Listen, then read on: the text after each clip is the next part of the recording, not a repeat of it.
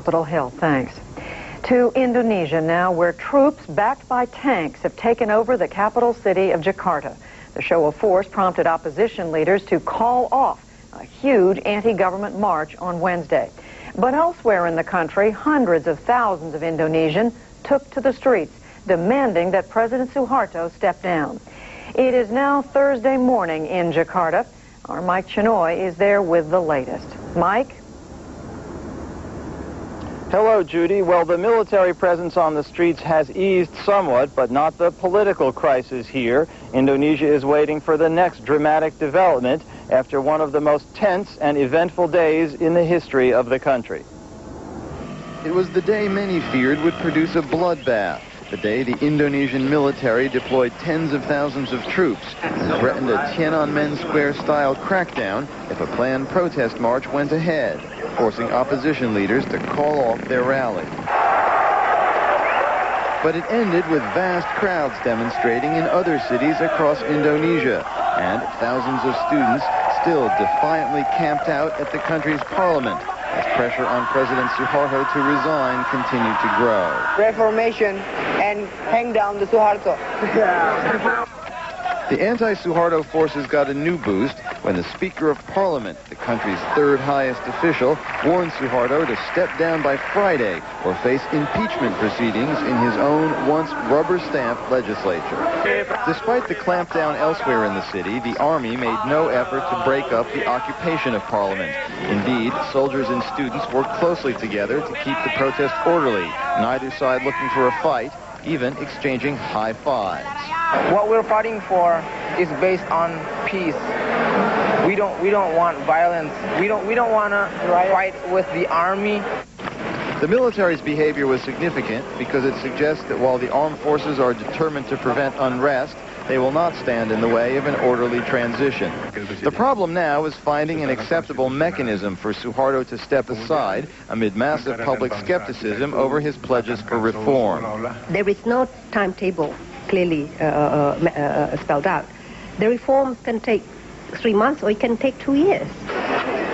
With the country's economy in total meltdown, food and other supplies growing short, and international rescue efforts on hold, time is running out, as the students occupying Parliament know full well. We cannot wait one day, even one day, because it's gonna harder and harder for Indonesian people and the students and the economy and the politics of Indonesia.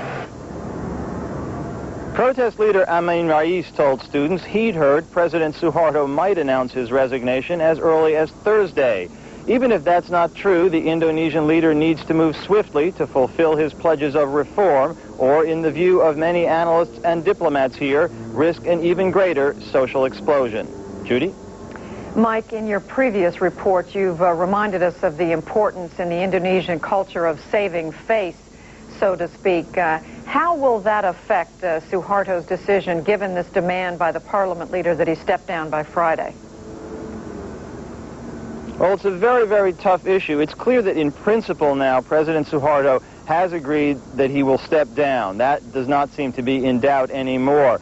But there are a lot of very complicated issues, and one of them is, can they find a face-saving way, a way for him to make a graceful exit which would be consistent with Indonesian culture? That is partly what he seems to be maneuvering towards, and the army, which would like to see this all happen in an orderly and stable and constitutional way, also seems to be favoring this. The question is, out on the streets, feeling is so intense, the anger is so deep, that that may not be possible, so that even though the president has agreed in principle to go, finding a mechanism that lets him step down while accommodating his concerns and meeting the needs of the broad mass of the population is still a very, very tough question. Judy? All right, Mike, we're going to ask you to stand by for just a few moments because we want to come back to you after we get this next report. The United States is turning up the pressure on President Soeharto to leave office. In a speech Wednesday, U.S. Secretary of State Madeleine Albright stopped just short of calling for his resignation. Our State Department correspondent Andrea Koppel has details. President Soeharto may have been looking for an encouraging word from the U.S. government. Instead, he got a shove. Now he has the opportunity for an historic act of statesmanship. one that will preserve his legacy as a man who not only led his country, but who provided for its democratic transition. A democratic government, that is, without Mr. Suharto. Secretary of State Albright didn't use those precise words. She didn't have to. Earlier this week, President Suharto himself said he would leave office after new elections. Now the U.S. wants to encourage Indonesia's president to act on his own words. As one senior official put it, as soon as possible. But what's happening behind closed doors in the presidential palace and in Parliament is anyone's guess. The way I would describe the what's being argued over at the moment is the pace of Suharto stepping down and who gets to control the process. A process, observers say, which could take months or even longer. In the meantime, the potential for more violence, more bloodshed is still there. It could end up very easily, not only like China at Tiananmen Square in 1989, but like Rangoon in Burma in 1988. Which made Tiananmen Square look like a tea party by comparison.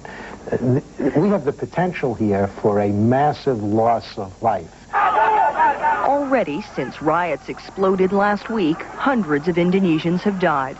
The U.S. government hopes by encouraging a quick transition, more violence will be prevented. U.S. officials are in a tight spot, Judy. On the one hand, hoping that President Suharto will do the right thing and bend to people power, much as then President Marcos of the Philippines did back in the 1980s. But on the other hand, U.S. officials don't want to and cannot come out as if they are telling the Indonesians what to do either. Judy? Andrea, moving this story a little bit ahead, is it being discussed around the State Department what would have to happen for the administration to order U.S. forces to actually go in and evacuate Americans still there? One state